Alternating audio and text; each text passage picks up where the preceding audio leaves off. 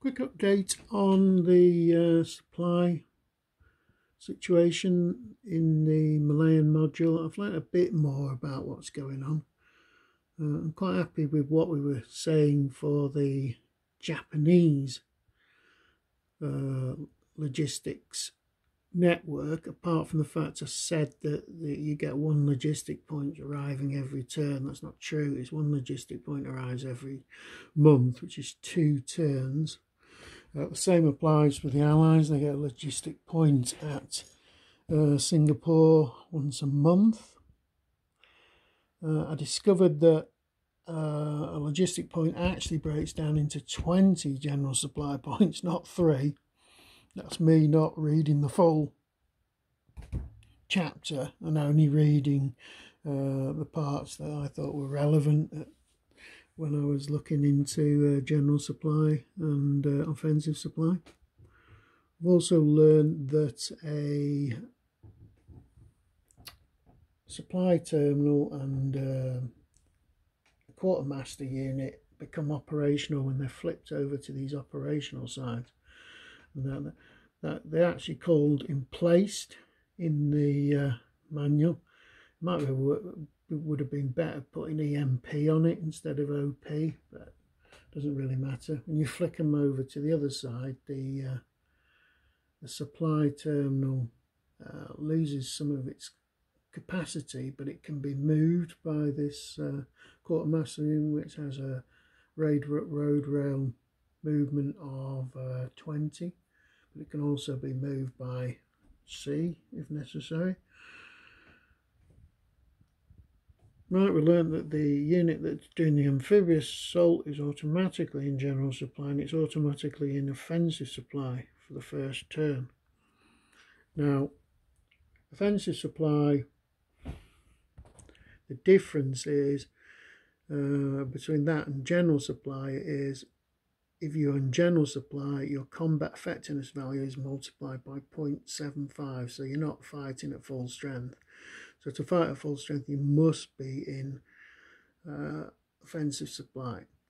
Now, to be in general supply, you need 1 GSP spent on you, general supply point, per stacking point being supplied, and to go into offensive supply, you need to expend another GSP per stacking point. So that's what's going to happen for all the other units except for the ones which are amphibiously assaulting this turn.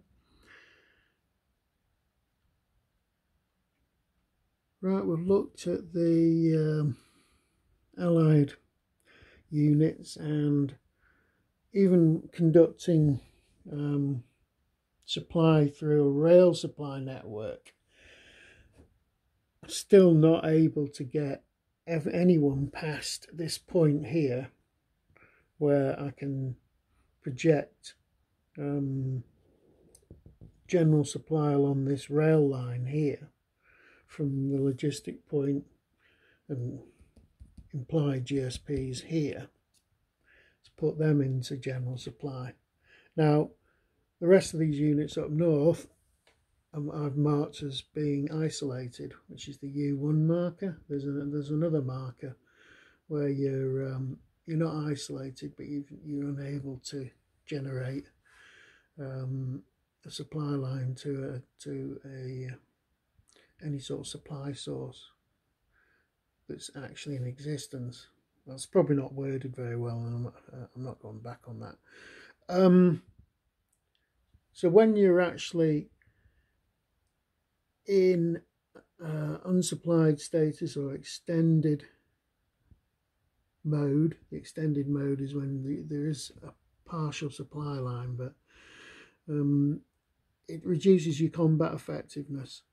Now, this is quite severe, that you go down to, in most cases, everything's halved, and as time progresses, unless supply is re-established, you'd go from U1 to U2.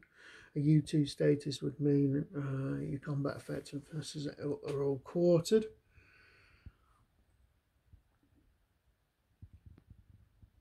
As I said, we're going to use a rail supply net to actually supply the Commonwealth units, and it's got a capacity of 5. Now I notice you can move general supply points, but for each general supply point it costs you one point of 1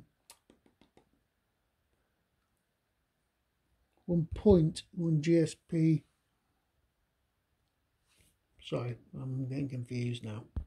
But I'm not entirely sure about this. When it says it costs you 1 stacking point of transport to move a GSP, assume that has an impact on your capacity around that.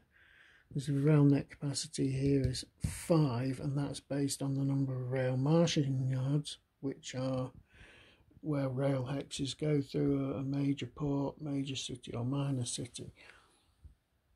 So I'm going to have to read up on rail to understand this better. Another thing that we have mentioned before is naval supply is totally different. There's a whole section on that which I'm just coming to. So we're moving forward, but it's difficult. This really difficult.